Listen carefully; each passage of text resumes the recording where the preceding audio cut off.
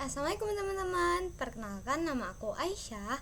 Aku mahasiswa S1 Program Studi Pendidikan Geografi dari Offering A Angkatan 2025 dengan NIM 250 721 60 10 57. Nah, tujuan aku membuat video ini itu untuk membahas terkait materi ke-1 sampai materi ke-5 di mata perkuliahan pengantar geografi. Nah, jadi kali ini kita bakal bedah satu persatu terkait ilmu geografi nih teman-teman. Mulai dari objek studinya, terus pendekatannya, prinsipnya, konsepnya, sampai paradigmanya nih.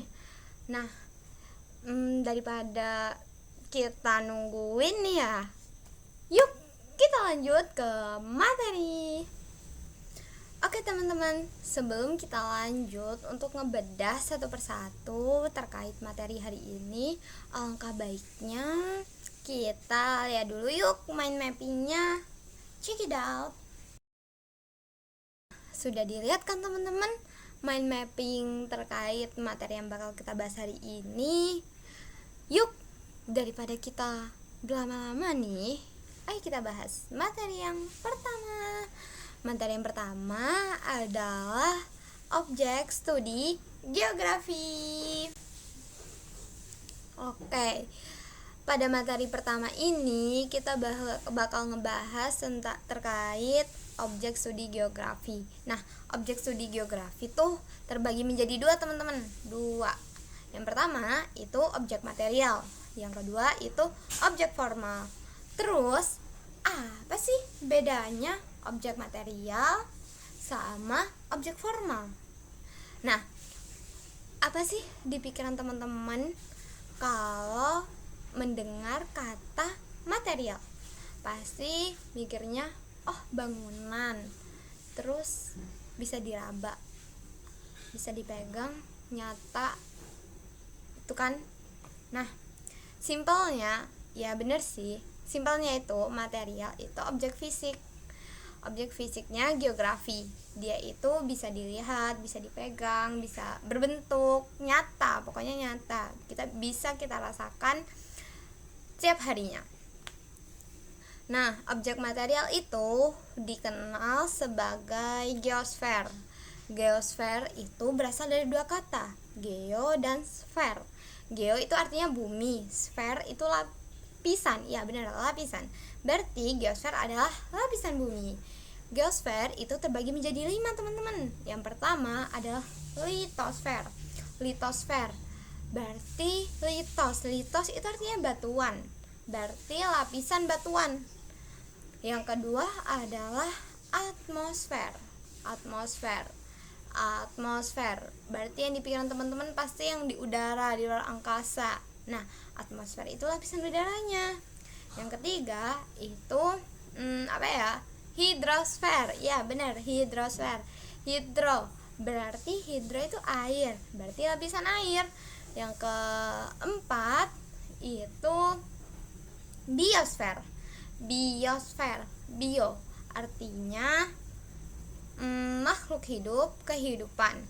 Berarti bukan susunan sih, lebih ke tepatnya makhluk hidup yang ada di lapisan tersebut, entah itu tumbuhan, hewan, ataupun yang lain-lainnya. Yang kelima adalah antroposfer. Antro itu adalah masyarakat, manusia. Berarti antroposfer itu lapisan yang mana manusia, membahas terkait manusia, masyarakat gitu. Terus objek material udah kita bedah nih. Terus objek formalnya itu apa? Nah, objek formalnya itu cara pandang kita terhadap fenomena geografi itu sendiri. Jadi kita memandang objek material itu memakai objek formal. Jadi ibaratnya tuh objek material itu cara pandang kita atau perspektif kita memandang sebuah fenomena geografi. Oke teman-teman, tadi kan sudah ngebahas objek, sudah konsep udah, kita bahas prinsip ya. Nah, di geografi itu ada 4 prinsip. Jadi untuk memahami sebuah fenomena agar pemahaman kita itu lebih kompleks dan menyeluruh, kita itu pakai 4 prinsip itu. Yang pertama itu distribusi, yang kedua itu interrelasi, yang ketiga itu deskripsi, yang keempat tuh korologi. Nah, maksudnya tuh apa? Dari 4 prinsip itu, definisinya tuh apa? Nah, ini kita bedah sekarang. Yang pertama adalah distribusi. Maksudnya distribusi itu persebaran. Jadi, ketika kita ingin memahami sebuah fenomena, kita lihat dulu nih persebarannya. Semisal kita mau memahami fenomena banjir bandang yang ada di Sumatera. Nah, kita pahami nih persebaran persebaran daerah yang terkena banjir itu di mana aja sih di Sumatera Barat gitu. Oh, di Medan sekian persen.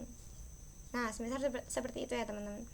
Terus kalau interrelasi apa sih Kak? Nah, interrelasi itu interaksi antara manusia dengan lingkungannya. Kayak semisal nih ya, kita memahami fenomena banjir bandang di Sumatera pakai prinsip interrelasi. Nah, kenapa sih terjadi banjir di Sumatera? Oh, karena manusianya menebang pohon di hutan. Jadi hutannya jadi kelapa sawit. Jadi hutannya jadi kelapa sawit ditebang. Terus air hujannya gak bisa masuk, gak bisa infiltrasi, gak terinfiltrasi secara gitu. Maksudnya nggak terinfiltrasi secara perfect, secara sempurna. Jadi adalah run off banjir. Nah, gitu teman-teman. Terus deskripsi yang ketiga.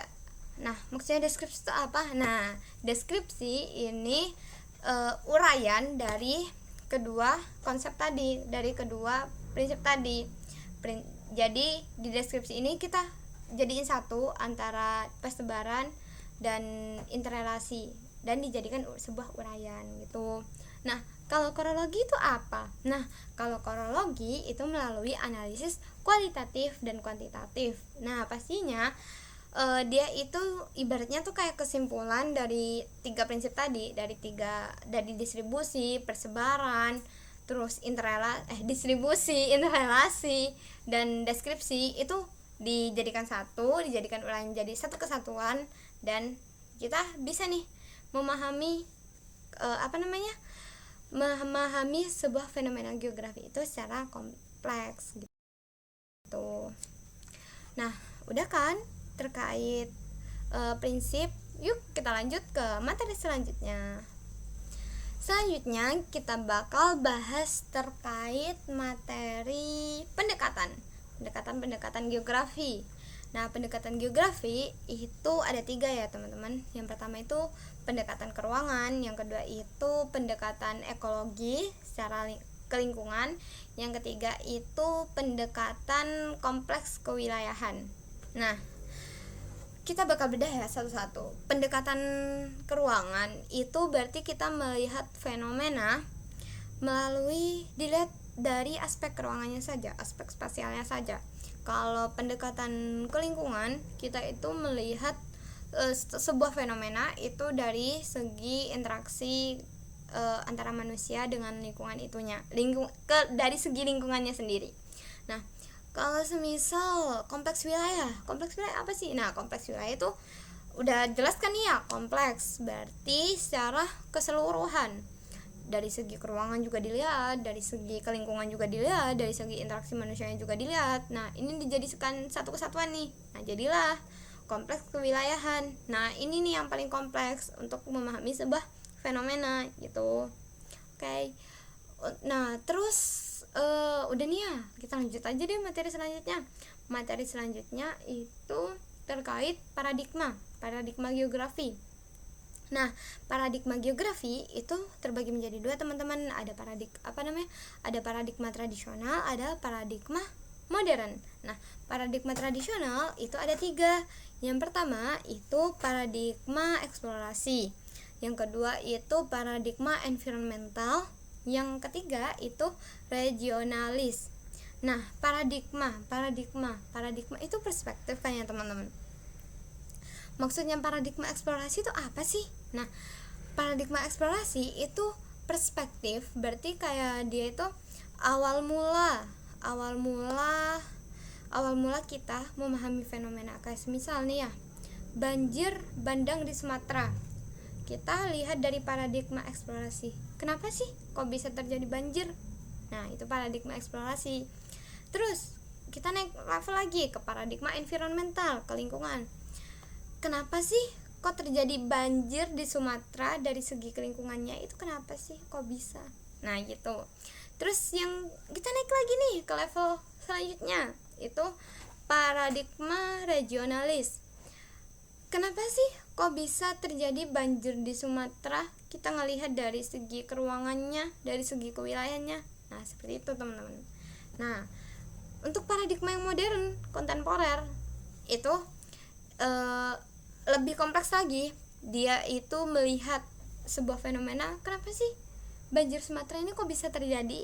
Kenapa? Why? Kita lihat dari segi kelingkungan, dari segi keruangannya.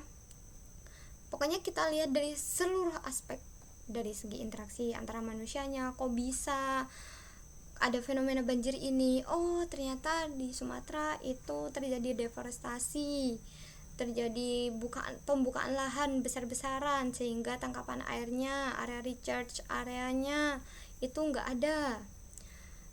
Kayak gitu. Kita lihat dari segi geologinya. Oh, ternyata memang di Sumatera itu tanahnya rawan. Dia itu tanahnya merupakan tanah yang yang mudah terkikis itu, misalnya ya seperti itu ya teman-teman. Itu paradigma kontemporer. Dia itu sifatnya lebih kompleks dari 3 paradigma tadi. Ibaratnya kayak satu kesatuan antara 3 paradigma tadi. Nah mungkin itu saja ya penjelasan dari saya terkait materi tentang mata perkuliahan pengantar geo. Mungkin jika ada salah kata mohon maaf. Wassalamualaikum warahmatullahi wabarakatuh.